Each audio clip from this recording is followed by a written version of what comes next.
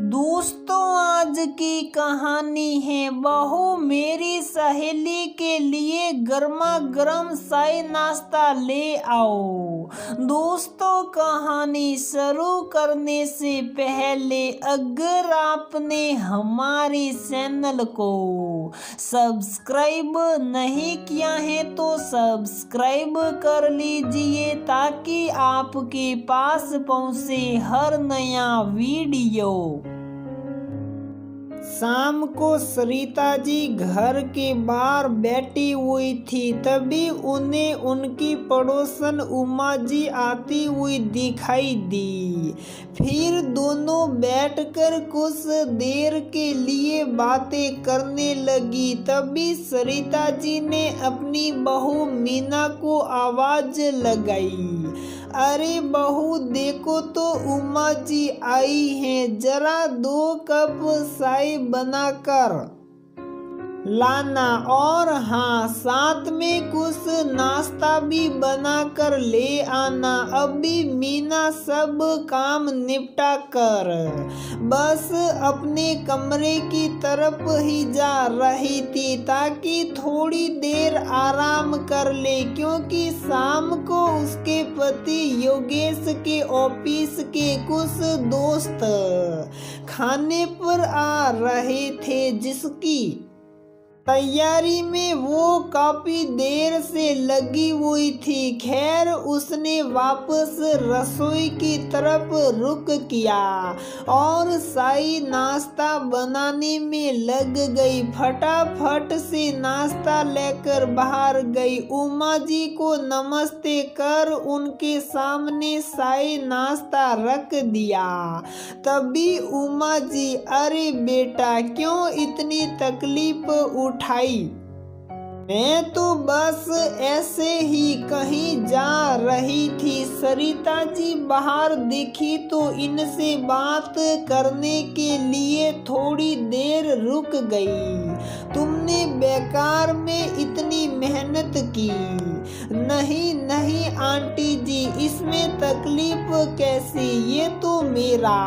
मीना ने बोलना चाहा तो उसकी सास सरिता जी ने उसकी बात काटते हुए कहा, अरे कोई बात नहीं उमा जी, ये तो आराम ही कर रही होगी। वैसे भी घर में काम ही क्या होता है, 2 काम होते हैं, उसमें क्या थकान होगी। मीना को अपनी सास की बातों का बहुत बुरा लगा, लेकिन वो बिना कोई जवाब दिए चुपचाप अंदर आ गई, क्योंकि बड़ों से जुबान लगाना उसके संस्कारों में नहीं था। फिर वापस से सीधा किचन में चली गई, क्योंकि अब उसे रात के खाने में भी कई चीजें बनानी थी। सिर दर्द से फटे जा रहा था,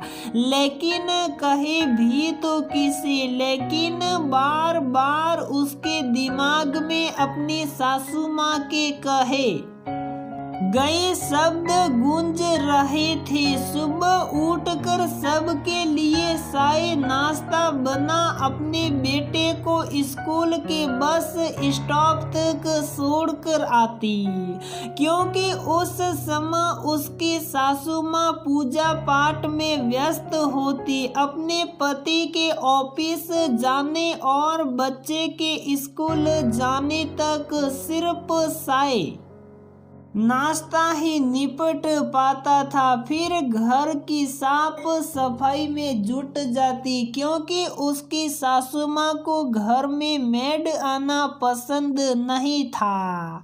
फिर कपड़े और रसोई घर के कामों से जैसे ही फ्री होती, तब तक बेटे के स्कूल से आने का समय हो जाता। फिर अपने सास ससुर बेटे और अपने लिए लंच बनाती और जब तक वह काम नहीं पड़ता शाम की चाय का समय हो जाता फिर भी सबकी कुछ न कुछ अलग अलग फरमाइशें चलती रहती थी, लेकिन वह पूरे मनोयोग से अपना सब काम करती थी।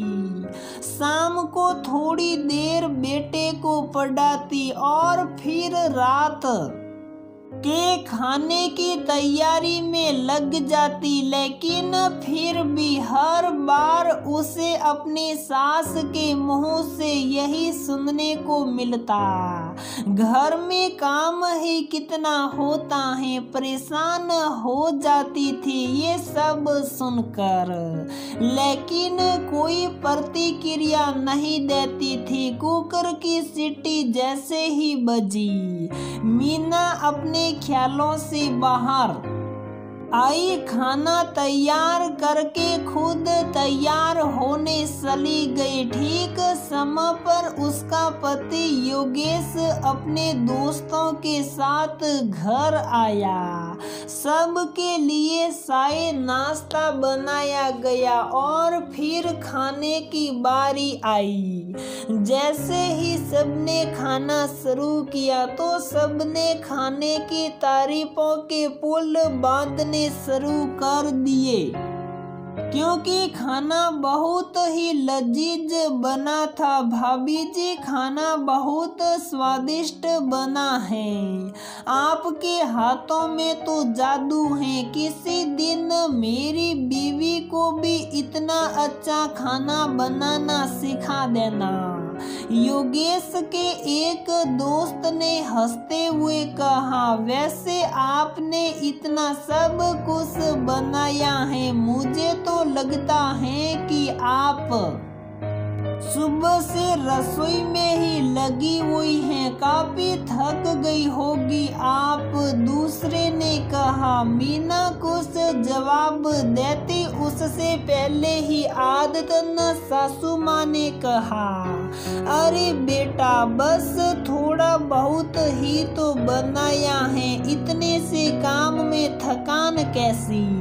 और तो कुछ काम होता नहीं है, घर में करने को 2 काम होते हैं, अगर उसमें भी थक जाएगी तो कैसे चलेगा? अब की बार योगेश ने भी अपनी माँ की बातों में हाँ मिलाई और कहने लगा, हाँ यार, ये तो घंटे भर का काम है और सिर्फ खाना बनाना, कपड़े धोना, सफाई करना, ये तो छोटे मोटे काम हैं। ये सब काम तो मैं चलते चलते कर दूं। और ठहाके मारकर जोर से हंसने लगा। अब ये सब सुनना मीना की बर्दाश्त से बाहर हो गया।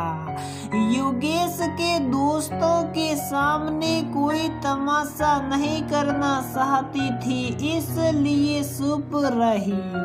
सबके जाने के बाद उसने कहा, आप सबको क्या लगता है, क्या घर में सिर्फ 2 ही काम होते हैं? पूरा दिन मैं घर के कामों में उलझी रहती हूँ।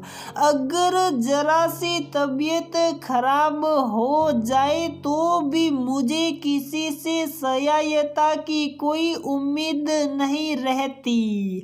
तब भी पूरे घर का काम मुझे ही देखना होता है। अगर कोई एक काम भी कर लेता है तो 10 बार उसका एहसान मुझे जताया जाता है। एक दिन मुझे बुखार होने पर आपने खाना बना दिया था, लेकिन वह बात पता नहीं मेरे सामने कितनी बार बोली गई।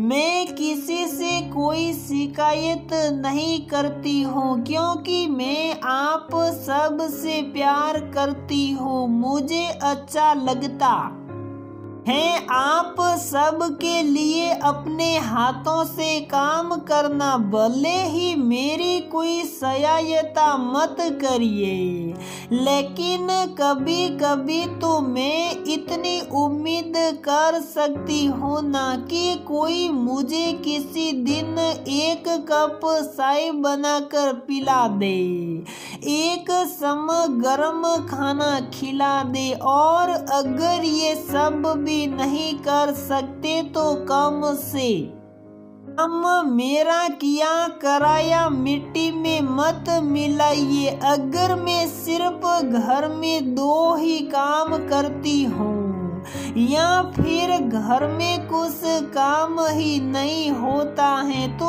फिर 1-2 बार वही काम करने पर आप सब बार बार क्यों गिनाते हो? वही काम मेरे करने पर कम कैसे हो जाता है और आपके करने पर इतना ज्यादा क्यों हो जाता है? आप सब से उम्मीद रखती हूँ कि अगर मेरे प्यार और मेरी मेहनत का आपकी नजरों में कोई मोल नहीं है तो कम से कम दूसरों के सामने मेरी बेइज्जती ना करे, क्योंकि अब ये सब मुझसे बर्दाश्त नहीं होगा। ऐसा बोलकर मीना अपने कमरे में चली गई और सब उसे जाते हुए देखने लगे। अब सबको अपनी गलती का एहसास हो रहा था और सब तैयार थे अपनी इस गलती को सुधारने के लिए।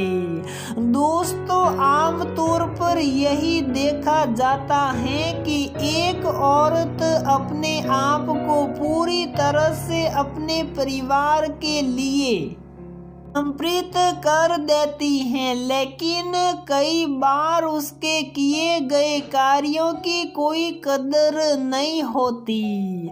लेकिन ये बात भी सच है कि अगर वह किसी दिन बीमार पड़ जाए तो उसकी तरह या उसकी जगह कोई दूसरा उस काम को नहीं संभाल सकता। इसीलिए किसी पर भी टीका टिप्पणी करने से पहले एक बार जरूर सोच ले, क्योंकि कई बार छोटी छोटी बातें भी दिल को बहुत दुखा जाती हैं। तो दोस्तों, हमारी ये कहानी यहीं पर समाप्त होती है।